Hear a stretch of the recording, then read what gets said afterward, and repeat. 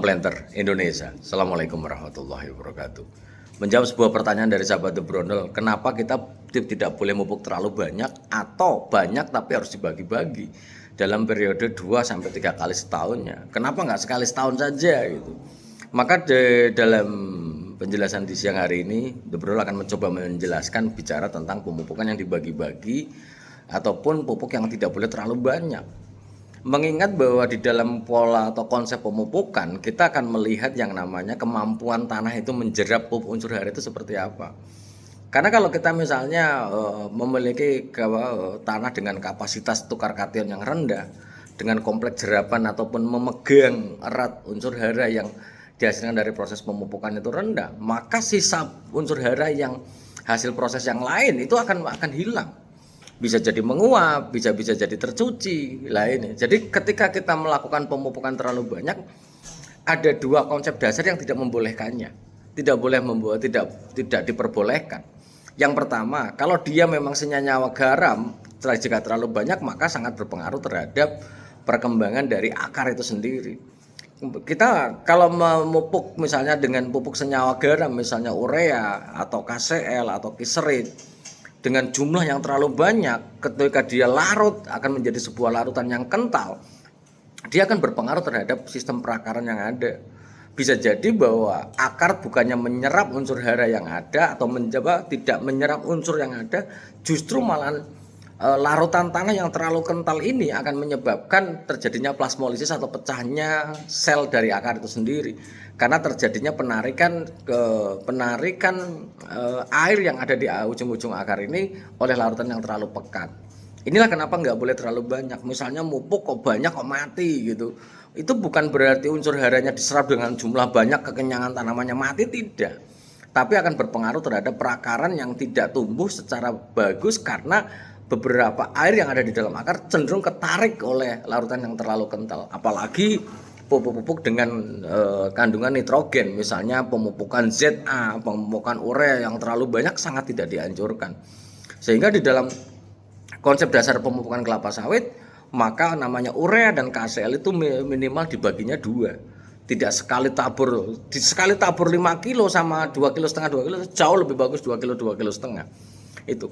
Lah, konsep dasar yang pertama akan berpengaruh terhadap perakaran. Konsep dasar yang tidak diperbolehkannya adalah ketika kita pupuk tadi yang saya sampaikan 5 kilo, maka unsur hara misalnya urea CONH2 2 kali itu akan berubah menjadi bisa diserap tanaman dalam bentuk nitrat NO3-min.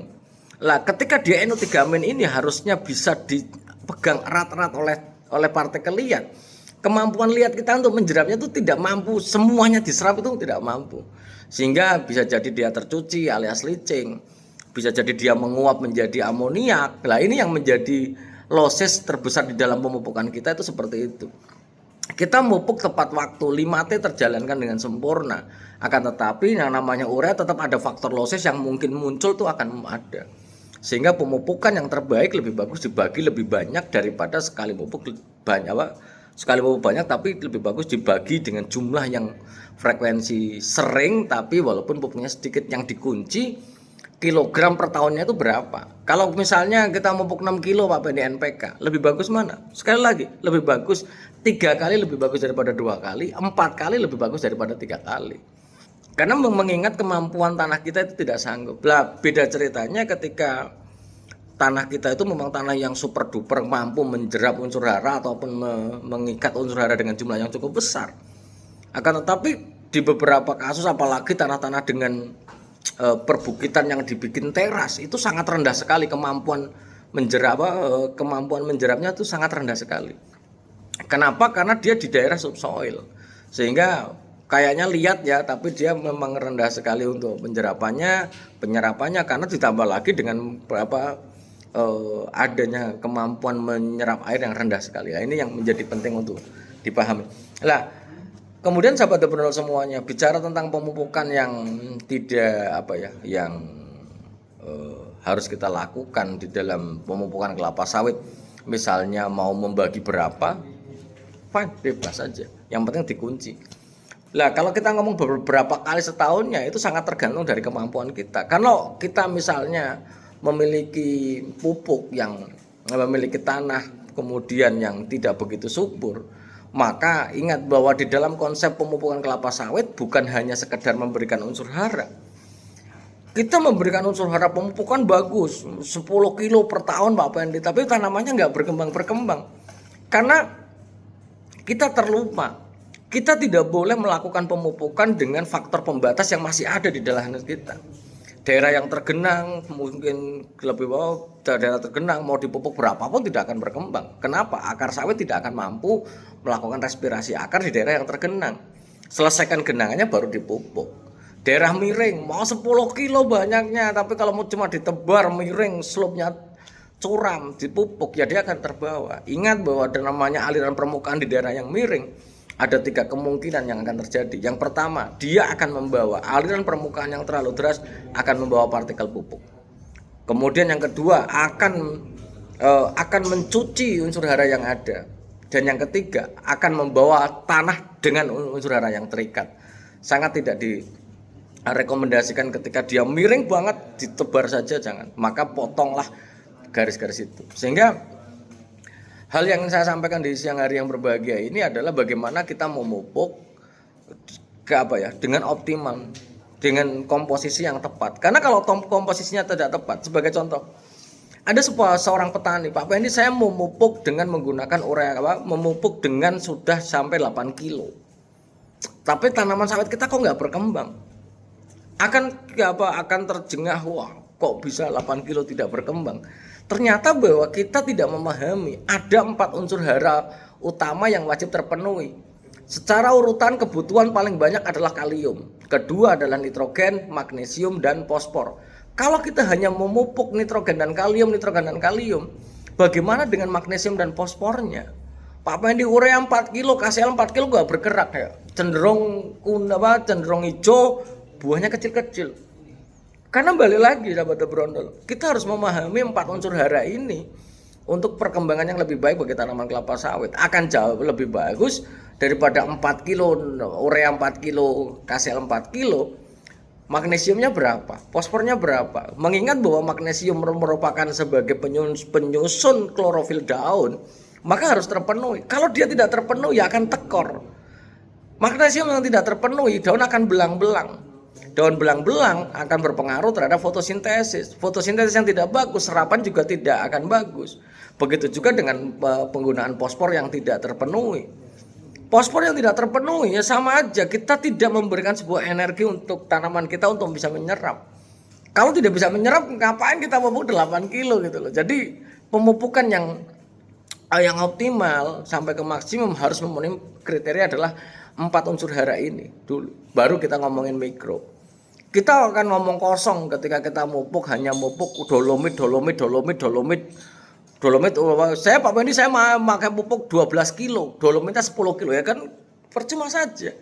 Karena bahwa di dalam konsep pupuk untuk kelapa sawit, di dalam ngomongin produksi, harus ada 4 unsur hara utama yang harus terpenuhi. Kalium, nitrogen, magnesium, dan fosfor. Tanpa ini terpenuhi, maka kita omong kosong, kita ngomongin produksi. Itu mungkin awal-awalnya akan terlihat sangat baik sekali karena memang stok awal di dalam tanah kita masih ada. Tapi dalam jangka waktu panjang kita tidak akan mungkin bagus terus, itu hanya 2 pupuk saja. Dan ini yang di kalangan petani kita masih rendah memahami bicara tentang fosfor. Nah, itu fosfor, nggak penting karena bahwa masih banyak orang-orang bermindset bahwa untuk daun nitrogen, urea, buah kalium, KCl, ini yang salah kaprah. Sehingga hal inilah yang menjadi garis besar yang harus kita pahami bareng-bareng. Kita mau melakukan pemupukan, Pak Pendi, seandainya saya melakukan pemupukan dengan 12 kilo, boleh nggak? Boleh. Selama proporsi 4 unsur hara ini terpenuhi, akan baik sekali. Kalau kita ngomongin produksi optimal, maka sesuai dengan analisis daun yang nanti dikomparasikan dengan kebutuhan tanah dan yang nanti akan berujung terhadap produksi. Akan tetapi di masyarakat umum yang paling penting adalah bagaimana memupuk dengan menggunakan 4 unsur hara yang utama. Kalau memang kita mau pakai tunggal, maka harus ada mopnya, harus ada ureanya, harus ada dolomitnya, harus ada rock fosfatnya misalnya. 4 unsur hara terpenuhi. Tapi kalau hanya pakai urea sama KCl hanya 2 saja. Dolomit sama rock fosfat saja berarti 2 saja. Dolomit, rock fosfat, urea berarti tiga saja ini. Jadi tidak lengkap, kebutuhan tanamannya itu tidak lengkap. Sehingga yang harus dipahami untuk terakhir kali yang ingin saya sampaikan pada sahabat Brono semuanya adalah pahami tanahnya. Tanahnya harus dipahami, kemudian bicara tentang kemampuan tanahnya, kemudian total atau jenis unsur hara yang diberikan, dan yang terakhir adalah pola yang efektif, yang efisien itu seperti apa. Maka pola udrum adalah hal yang sangat penting. Organik, dolomit, rock fosfat, urea, dan KCl yang nanti berurutan yang akan mengefisiensi pemberian dari unsur hara yang ada. Jangan sampai kita mupuk banyak-banyak tidak ada hasilnya, karena kita tidak mau, yang pertama tidak faktor pembatasnya tidak terselesaikan dulu. Kayak kita misalnya apakah orang sakit itu dikasih makan jadi jalannya? Tidak. Mau dikasih sate, gulai kambing dan sebagainya tidak akan merespon. Kenapa? Karena badan kita yang lagi sakit, maka sembuhkanlah penyakitnya, baru makan yang enak. Mungkin itu saja dulu yang dapat saya sampaikan di kesempatan di siang hari yang berbahagia ini. Semoga bermanfaat dan salam planter Indonesia. Assalamualaikum warahmatullahi wabarakatuh.